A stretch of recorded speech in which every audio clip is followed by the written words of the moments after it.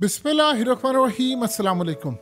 Iran के election में अवाम ने बहुत बड़ा सरप्राइज़ दिया है। इतना बड़ा सरप्राइज़ दिया है कि सारी दुनिया की नज़रें थी कि सईद जलीली ये जीतने जा रहे हैं इंतखाब, और ये इतने हार्ड लाइनर हैं, इतने ज़्यादा हार्ड लाइनर हैं कि यानी आप ये समझ लें कि इनके नज़दीक जंग पहले करना है, इजराइल अमेरिका पर हमला पहले करना है और बाकी काम बाद में करना। इस सारे सिनेरियो में अजीबोगरीब मामला ये हुआ कि जब इलेक्शन के अंदर एक ऐसे बंदे को उतारा गया है जिसको इस्टेब्लिशमेंट ने 2021 में, ईरानी इस्टेब्लिशमेंट ने उसके डॉक्यूमेंट्स रिजेक्ट कर दिए थे कि वो इंतखाबात में हिस्सा नहीं ले सकता। आपको पता है कि इब्राहिम रईसी के साथ जो मामलात हुए, उसके बाद अहमदी निजाद के साथ भी ये हुआ। अब ये शख्स जो आपके स्क्रीन पर आ रहा है, ये ईरान के नए प्रेसिडेंट है और ये ऑलमोस्ट जीत चुके हैं। इनका नाम है मसूद पेज़ेश्कियान। ये मसूद पेज़ेश्कियान इंतहाई, जिसे समझ लीजिए सरप्राइज इन्होंने दिया है, सरप्राइजिंग मोमेंट में इस वक्त सामने आए हैं। अजीबोगरीब सूरत हाल ये है कि अवाम ने इनको वोट दिया। असल में पिछली दफ़ा मामला ये हुआ था कि इस वक्त यानी जो लास्ट इलेक्शन थे उसमें तकरीबन सिर्फ 11 से 14% के करीब लोग थे जिन्होंने वोट कास्ट किया। बाद में आया कि जी 13% के करीब है। सो मुख्तलिफ ज़रा ये कह रहे थे मुख्तलिफ चीज़ें हैं। सो यानी आप अंदाज़ा कर लें किसी भी मुल्क के अंदर 13% लोग जब वोट कास्ट करे तो इसका मतलब है अक्सरियत ने रिजेक्ट किया। इब्राहिम रईसी ने बहुत खिदमत की ईरान की, बड़ा उन्होंने बचाया, लेकिन प्रॉब्लम ये है ईरान की इकॉनमी। अब ये जो बंदा आया है ये कौन है कि जिसने आगे सरप्राइज दे दिया है और आयतुल्लाह अली खामनाई के राइट हैंड सैयद जलीली को शिकस्त दे दी है। यानी ये बड़ी अजीबोगरीब बात है। सबसे पहले तो ये समझ लें कि ये मसूद पेज़ेश्कियान है कौन। देखिए, एक तो ये डिप्टी स्पीकर रह चुके हैं, हेल्थ मिनिस्टर भी रह चुके हैं और माजी के अंदर ये गवर्नमेंट पर तनकीद करते रहे हैं। ये पूरे के पूरी ईरान की इस्टेब्लिशमेंट पर बड़ी तगड़ी इन्होंने तनकीद की। बड़ा इन्होंने कहा कि आप ये जिस तरह लोग एहतजाज करते हैं आपके खिलाफ, आप उनको जानवरों की तरह ट्रीट करते हैं, 2009 में भी, बाद में भी। इस सारी सूरत हाल में 2021 में ईरान की इस्टेब्लिशमेंट ने इनके कागजात नामजदगी रिजेक्ट कर दी। यानी इस्टेब्लिशमेंट ने वहाँ पर जो कागजात मंजूर करती है, तकरीबन एक 8 रुकनी पैनल होता है, उन्होंने रिजेक्ट कर दिए। अब वो उन्हीं को एक्सेप्ट करते हैं जो असल में इस्टेब्लिशमेंट के, यानी जो उनको लगता है कि ईरान की इस्टेब्लिशमेंट के अप्रूव होते हैं, यानी जो उनको लगता है जो पॉलिसीज के खिलाफ जा सकते हैं उनके वो अप्रूव ही नहीं करते। अब ईरान में सीन ये हुआ है कि उन्होंने इसके अप्रूव कर लिया। उसकी सबसे बड़ी वजह ये थी कि खतरा ये था इस दफ़ा कि ये जितने सारे लोग इस वक्त इलेक्शन में हिस्सा ले रहे हैं, ये तकरीबन आप समझ लीजिए कि सारे ही हार्ड लाइनर हैं। उनमें उन्होंने एक बंदा एंटर किया, मसूद पेज़ेश्कियान। ये बहुत ज़्यादा सख्त गिर नहीं है। इनका मानना ये है कि हमने मुल्क में तरक्की करनी है, लोगों के हालात ख़राब है, इकॉनमी को ऊपर लेकर जाए। अब हुआ ये कि इनको भी मैदान में उतारा। जब इनको मैदान में उतारा है, इनके साथ जाहिर सी बात है बातचीत हुई है, ये अपनी फ़ौज के बड़े करीब हैं, लेकिन इस तरह नहीं है कि बिल्कुल इस्टेब्लिशमेंट के नुमाइंदे। ये यानी सोच को डिफरेंट रखते हैं। ये असल में हार्ट सर्जन है, डॉक्टर है। इनकी वाइफ इंतकाल कर गई थी 1993 में, इनका बेटा भी एक ट्रैफिक हादसे में। उसके बाद इन्होंने कभी ज़िंदगी में शादी नहीं की, अपने बच्चों को पाला। यानी इन पर करप्शन का कोई दाग नहीं, कोई सूरत हाल नहीं है। बहुत ज़्यादा इनकी अच्छी रेपुटेशन है। अब हुआ ये कि इनको भी मैदान में उतारा। अगर इनको मैदान में ना उतारते तो हो सकता है अवाम को 4-5% वोट देने के लिए आती, लेकिन अब अवाम ने थोड़ी सी तादाद के अंदर वोट दिए और ये लीड कर रहे हैं और ये ऑलमोस्ट जीत चुके हैं। अब ये समझ लीजिए कि एक सरप्राइज हुआ है। यानी जो बंदा असल में सईद जलीली थी, वो उनको चाहिए था बंदा कि जो आता, जो इसराइल को मार धाड़ करता और ये सारा कुछ। अब उन्होंने काम ये किया है, एक ऐसा बंदा लेकर आगे हैं जो बिलीव करता है कि यार बातचीत से मसले हल करे। लेकिन अब यहाँ पर सरप्राइज अवाम ने दे दिया। अवाम ने असल में दिया है सरप्राइज। बड़ी तादाद के अंदर जितने भी लोग वहाँ पर, देखिए वहाँ पर पूरी तादाद में लोग वोट डालने नहीं आते। यानी आप ये समझ लें कि तकरीबन आप समझ रहे 87% जो अवाम है ईरान की, वो वोट कास्ट नहीं करती। एक बड़ी अक्सरियत वो बिलीव करते हैं कि जिनकी पॉलिसीज ऐसे हैं, फलाना है। क्योंकि देखिए असल में ईरान को फ़ायदा तो बहुत ज़्यादा हुआ कि उन्होंने पूरी तरह यानी मैनेजमेंट अपनी कर ली। उन्होंने बड़ी तादाद के अंदर लोग जो हैं यानी उन्होंने अच्छी पोजीशंस पर रखे। अब यहाँ पर इन्होंने काम ये किया कि उन्होंने एटमी ताकत बनने के करीब आ गए हैं, बहुत सारी चीज़ों के आगे। अब बंदा जो आ गया है वो असल में एक ऐसा उतारा गया है मैदान में कि अवाम उसके साथ कनेक्ट हो जाए, लेकिन इंटरनेशनल सतह पर जो पॉलिसी रहेगी वो ईरान की स्टैब्लिशमेंट की रहेगी, ये याद रखिएगा। वो आयतुल्लाह अली खामनेई की पॉलिसी रहेगी और उन्हीं की चलेगी। वो क्या पॉलिसी है कि जंग सर पर खड़ी हुई है और आपको सबको पता है कि ये ईरान की तारीख के सबसे ज़्यादा अहम तरीन इलेक्शंस है। अब देखिए, आप जो मर्जी कहें कि इस सारे सिनेरियो के अंदर सारी पॉलिसीज ईरान में ऐसा नहीं हो सकता कि वहाँ पर इस्टेब्लिशमेंट की चले। प्रेसिडेंट का रोल बहुत ज़्यादा था, वो कोऑर्डिनेशन के साथ चलते हैं, मिल मिला कर चलते हैं। इन्होंने इनका जो फेस सामने आया है उसको अवाम के सामने रखा है कि एक बंदा जो है वो इस्लाहात करना चाहता है। ये असल में सिस्टम के भी खिलाफ है, बहुत ज़्यादा तनकीद करते हैं कि जी ईरान का सिस्टम ही ख़राब है, अवाम को इसका फ़ायदा नहीं मिलता।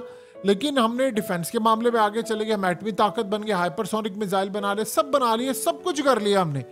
लेकिन इस सारी सूरत हाल में हम अवाम से डिस्कनेक्ट हैं, इसीलिए वोट कास्ट करने के लिए लोग नहीं आते। अब अवाम ने इस बात को सुना, समझा कि यार कोई बंदा है जो हमारी बात करता है और अवाम ने उसको वोट देकर इस वक्त तकरीबन जिता दिया है। अब सरप्राइज यहाँ पर ये है कि इस सारी सूरत हाल में आप अंदाजा कर ले कि लास्ट टाइम इब्राहिम रईसी तकरीबन 1.25 करोड़ के करीब अकेले ही वोट लेकर यानी आ गए थे, यानी इतनी बड़ी तादाद के अंदर। सो इस वक्त ये बड़ी तादाद के अंदर ऑलमोस्ट ये विन कर चुके हैं। अब इसका मामला क्या होगा? ईरान का ये जो सदर है उसको अमेरिका इजराइल कैसे देख रहे हैं?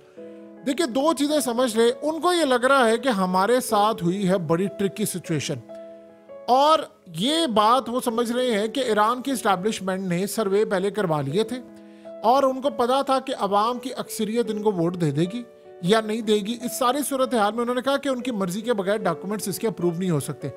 अब वो असल में समझ रहे हैं कि हमारे साथ होने जा रही है गेम ये होने जा रही है कि दुनिया के सामने एक ऐसा प्रेसिडेंट का चेहरा होगा जो चाहेगा कि जी एक तो मैं हार्ट सर्जन हूँ, डॉक्टर हूँ, इंग्लिश भी उसकी अच्छी होती है, तमाम काम करता हूँ। जो डॉक्टर्स होते हैं वो चूँकि आपको पता है कि मरीजों को बचाते हैं, और ख़ास तौर पर जो हार्ट सर्जन होते हैं उनका काम ये होता है कि यार लोगों की ज़िंदगी को बचाना। तो इनके अंदर वो मादा पाया जाता है कि जी गुफ्तगू करना, लड़ाई से इज्तनाब करना, ये करना वो करना। अब वही समझते हैं कि ईरान की एस्टैब्लिशमेंट ने हमारे साथ एक ऐसा गेम किया है कि दुनिया के सामने एक सॉफ्ट इमेज वाला बंदा लेकर आ गए हैं। वो अवाम के साथ कनेक्ट हो, अवाम को अपने साथ में लाए कि देखो जी हमारे मुल्क के हालात कैसे हैं, फलाना है, जैसी भी सूरत हाल है। ये असल में इस तरह के मामला था। यानी आप ये सोचें कि ये ईरान की फ़ौज की वर्दी पहन कर आ गए। उन्होंने कहा कि जिसने मेरी फ़ौज के खिलाफ बात की मैं उसको छोड़ूंगा नहीं। तो इस सूरत हाल में यहाँ तक तो इनका मामला थे। लेकिन अब इजराइल को ये लगता है कि जो पॉलिसी होगी वो बड़ी सख्त होगी, कि एक तरफ जो प्रेसिडेंट है वो धीमे लहजे का होगा, मामला तय करने वाला होगा, अवाम के साथ कनेक्ट होगा, और दूसरी जानिब ये हमें मारेंगे और बुरी तरह मारेंगे जो इनकी इस्टेब्लिशमेंट और रियासत की पॉलिसी होगी। उसका कम्बिनेशन ये बनेगा कि अवाम के साथ एक बंदा कनेक्ट जब हो जाएगा तो जैसे मुल्क पर बुरा वक्त आता है, ये जो हालात होते हैं, ये जो बड़ी जंग इस वक्त सर पर खड़ी है, तो ये जो बड़ी जंग होगी उसमें ये लोग काम ये करेंगे कि ईरान की पूरी कौम को तैयार कर लेंगे। अब आप इलेक्शन के हाल देखें तो 13% लोग सिर्फ वोट कास्ट करने के लिए जाते हैं, 87% नहीं। इसका मतलब अक्सरियत तो रिजेक्ट कर दिया उसको।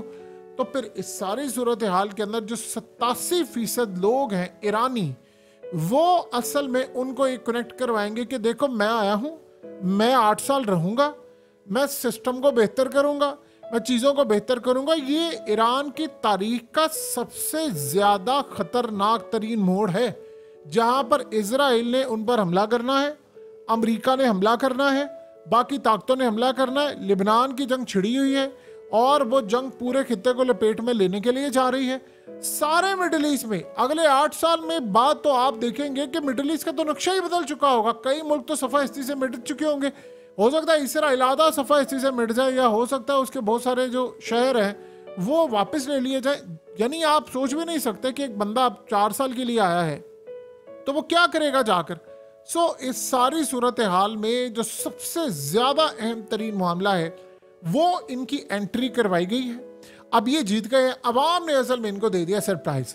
जो सही जलीली थे उन्होंने प्लान ये किया हुआ था कि आते साथ ही मैंने एक्सट्रीम लेवल की हार्ड लाइन लेनी है, उसको अवाम ने फारिग कर दिया। ये बड़ी एक अजीबो गरीब सूरत हाल है। अब जो नेक्स्ट सिनेरियो चल रहा है वो सिनेरियो ये है कि ईरान ने असल में पॉलिसी अब ये रखी है कि हमने अब जल्द अज जल्द इस जंग को मंतकी अंजाम तक लेकर जाना है। और जल्द अज जल्द यानी असल में इनका काम क्या होगा, इनका काम ये होगा कि इनसे जो वेस्ट है वो खाइफ नहीं है। ये बड़ी अजीब बात है कि ईरान के इस प्रेसिडेंट से जो वेस्ट है वो खाइफ नहीं है, यानी वो उनको बुरा नहीं समझता। जबकि सईद जलीली जो उनके न्यूक्लियर निगोशिएटर थे, यानी दुनिया में न्यूक्लियर के हवाले से जो बातचीत, जो मुज़ाकरात अमेरिका यूरोप से होते थे वो करते थे, वो इतनी हार्ड लाइन लेते थे कि उनको पसंद नहीं करते। वो कहते थे हमने तो बनाना ही बनाना, आप जो मर्जी करें। अब इनका मामला ये है कि इनको सामने जब रखा जाएगा तो इनसे बातचीत की जाएगी और पीछे ईरान अपनी पॉलिसी चलाएगा कि हमने काम करना है। यानी ये असल में समझ लीजिए कि उनको लग रहा है कि एस्टैब्लिशमेंट की जानिब से एक डबल गेम होगी हमारे लिए, और इसको मैनेज करना बड़ा मुश्किल हमारे लिए होगा, क्योंकि एक पॉलिसी ये देंगे, एक पॉलिसी वो देंगे। अब सवाल यहाँ पर यह पैदा होता है कि क्या इस सारी सूरत हाल में जो जंग सर पर खड़ी है, ये ईरान की जो एटमी ताकत है वो बनने के लिए जा रही, तो उस पर इनका रोल क्या होगा। देखिए, सबसे पहले तो ज़हन में रख लें कि ईरान में होगा ये कि एक वक्त ये था कि आयतुल्लाह अली खामनाई उन्होंने एक फतवा जारी किया था, और फतवे में ये था कि जी एटमी ताकत बनना हराम है, जायज़ नहीं है। तो अब वो असल में फतवा रिवर्स करेंगे। ये जैसे एटमी ताकत बनेंगे तो उसमें एक नया फतवा जारी किया जाएगा जो पिछले फतवे को पूरी तरह कैंसिल करेंगे। उस कैंसिल करने का मकसद क्या होगा कि हम एक नया फतवा लेकर आ रहे हैं, उसके मुताबिक होगा ये कि ये अब हमारी हिफाजत के लिए, और अवाम ऑन बोर्ड हो जाए। यानी इस वक्त जो सूरत हाल होगी वो ये होने जा रही है। तो इस सारे सिनेरियो के अंदर एक तो ये सारी सूरत हाल है। दूसरा, देखिए, सबसे बड़ी बात यह है कि इस वक्त जो हालात चल रहे हैं, ईरान की जो एटमी ताकत हो या ये जो जंगें हैं, ये रियासती पॉलिसी होती है। यानी हुकूमत के अंदर कोई भी आ जाता है, एक ईरान की बहैसियत रियासत जो पॉलिसी होती है वो वही रहेगी। इस वक्त जो सबसे बड़ा मामला ये है वो है ईरान ने अपने एटमी हथियार सारे तैयार। यानी आप ये सोचें कि इस वक्त हालत ये हो चुकी है कि यमन के जो हाइपरसोनिक मिसाइल है वो पूरी तरह इजराइल को हिट करने के लिए तैयार है, लेबनान से भी हिट करने को तैयार है। उसके लिए इस प्रेसिडेंट की इजाज़त की ज़रूरत नहीं है। वो उन्होंने पहले ही मामला तय कर लिया कि भाई हमने क्या करना है क्या नहीं करना, पोजीशन उनकी ऑलरेडी तैयार है। इवन क्या आप ये देखें कि इस इलेक्शन से पहले, इस दौरान भी अगर ये लड़ाई हो जाती तो वो पॉलिसी वही चलनी थी जो उनकी रियासत की पॉलिसी है, तो वो उन्होंने ये काम करना था। अब इसराइल के लिए ट्रिकी मोमेंट ये आ गया है कि उनको ये लग रहा था कि भाई ये मामला जो है वो हमारे हाथ में आ सकते हैं, नहीं आ सकते, हम पोजीशन रखेंगे। सईद जलीली की बजाय अवाम ने इनको मुंतखब कर लिया है। अब एक तरफ बातचीत है और एक तरफ मारना है, तो दोनों के दरमियान पॉलिसी इनकी कंफ्यूज रहेगी। लेकिन लेबनान को सबसे बड़ा जो एडवांटेज होने वाला है कि ईरान की जानिब से उनके पास हाइपरसोनिक मिसाइल गालिबन पहुंचा दिए गए हैं और पता भी किसी को नहीं है, उन्होंने ऐलान भी नहीं किया। देखिए, सारे सिनेरियो में देखना यह है कि वो चलाते कब हैं, कि क्या वो उन्होंने पहली साइड पर चलाना है, क्योंकि अभी तक जो ईरान की और सबकी पॉलिसी नजर आ रही है कि सारा कुछ करते हैं अचानक से सरप्राइज देते हैं। यानी आप ये सोच लें कि यमन की हौसियों ने हाइपरसोनिक मिसाइल चला दिया, किसी को बताया नहीं, और मार कर तबाह करके वो फिर दुनिया को बताया, ना उसका कोई टेस्ट किया, ना कोई जरूरत हाल की, बस मारा और बताया कि जी हमने हाइपरसोनिक मिसाइल मार दिया है, और सारी दुनिया के पैरों तले जमीन निकली कि यार ये तो रोक ही नहीं सकते। और ऊपर से आप देखें कि फिर इराक मलेशिया के साथ मिलकर उन्होंने काम किया। तो ईरान असल में सारी जो पॉलिसी पीछे चला रहा है वो एग्जैक्टली यही है कि आपने मारना है, सरप्राइज देना है। अब यहाँ पर अवाम ने जो सरप्राइज दिया है ये असल में बज़ाहिर तो ईरान के अंदर है कि जी आयतुल्लाह अली खामनेई के जो राइट हैंड थे सईद जलीली वो हार गए हैं, और अब ईरान का क्या मामला होने वाला है। लेकिन अगर हम सारी सूरत हाल को देखें तो जब कोई भी डॉक्यूमेंट्स अप्रूव होते हैं तो पहले बातचीत होती है कि भाई आपने इस लाइन के तहत चलना है, ये आपकी पॉलिसी होगी, ये इन मामलात में आप नहीं बात करेंगे, ये रियासत की पॉलिसी है, ये हमने फलाना लेकर चलना है। तो ये दुनिया में हर जगह होता है, इसी तरह मामला चलते हैं। इस वक्त जो सूरत हाल है वो बड़ी अजीबो गरीब सिनेरियो है। यानी आप समझ लें कि ईरान की तारीख का सबसे ज्यादा क्रूशल मोमेंट है और ये हो नहीं सकता। यानी आप ये देखें कि इसराइल के डिफेंस मिनिस्टर ने लॉयड ऑस्टिन से जो बात की उसमें से पहला मुद्दा क्या रखा सामने, उसे कहा यार आप जंग में क्यों नहीं कूद रहे हमारे। उन्होंने कहा जी आप जंग में कूदेंगे पूरा मिडिल ईस्ट जल जाएगा। तो उन्होंने कहा ईरान जो एटमी ताकत बनने के लिए जा रहा है, अगर वो बन गया तो सबसे पहले तो हम पर हमला करेगा। आप तो बैठे हुए 10,000 किलोमीटर दूर, तो आप इस सारी सूरत हाल में क्या करेंगे। तो उन्होंने कहा कि इस वक्त चीजें समझने की जरूरत है कि हम इस जंग में नहीं कूद सकते, जो हमने जंग हर सूरत हारनी है। लेबनान वो ताकत है जो आपको भी हरा देगा, और ईरान के पास एटमी ताकत है, वॉर हेड उन्होंने बना लिए है। अगर वो इस जंग में कूदे तो वो हमें मारेंगे। तो वहां पर आप ये सोचें कि पहले से ये मामला तय हो रहे। देखिए एंड पर सिनेरियो ये है कि इस्राइल ने फैसला कर लिया है कि उन्होंने जल्द अज जल्द लेबनान की जंग को खत्म करना है। ये अभी उनकी स्ट्रेटजी है, तैयारी है, होगा क्या ये नहीं पता, क्योंकि ये तो उन्होंने पहले भी कहा था कि हमास वाली जो जंग है गजा की वो भी 12 दिन में खत्म करनी है। वो आज 267 दिन हो गए, वो अभी तक खत्म नहीं हो रही, और हो सकता है वो अगले 1000 दिन तक बिना खत्म हो, और हो सकता है सारी जिंदगी ना खत्म हो, जो इस वक्त हालात चल रहे हैं वहां पर। तो इसराइल के लिए सबसे बड़ा मसला ये है कि लेबनान की जंग में एक ही सूरत हाल हो सकती है कि आप सबसे बड़ा एक मिसाइल मार दें और सारा कुछ ही उड़ा दें। इसके अलावा तो ये इतनी जल्दी खत्म होती नजर नहीं आ रही। अब वो समझ रहे हैं कि अगर ये नहीं होगा तो ये वेट कर, असल में ईरान वेट कर रहा था नया प्रेसिडेंट आए, और नए प्रेसिडेंट के आने के बाद वो एटमी मामला की तरफ जाए। ईरान ने बनू कर उसके बाद ऐलान नहीं करना।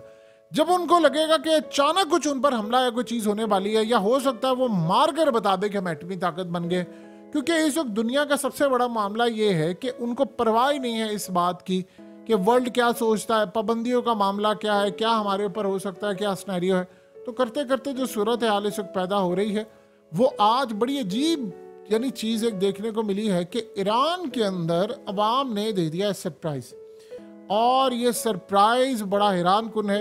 अब जो भी कहें, ईरान में जो आयतुल्लाह अली खामनेई इस्टेब्लिशमेंट के जो मेन किरदार हैं उनके राइट हैंड को शिकस्त हुई है, ये आप समझिए। बेशक अवाम ने चाहे उनको वोट दिया है और वो 12-15 लाख वोट से जीत जाए, जो भी है सूरत हाल, लेकिन एक बड़ी तादाद के अंदर अवाम ने इनके नुमाइंदे को भी वोट दिया, लेकिन अक्सरियत ने वोट नहीं दिया। सो सूरत हाल बिल्कुल अलग है, डिफरेंट है, और आने वाले वक्त में पता चलेगा सिनेरियो कहाँ जाएगा।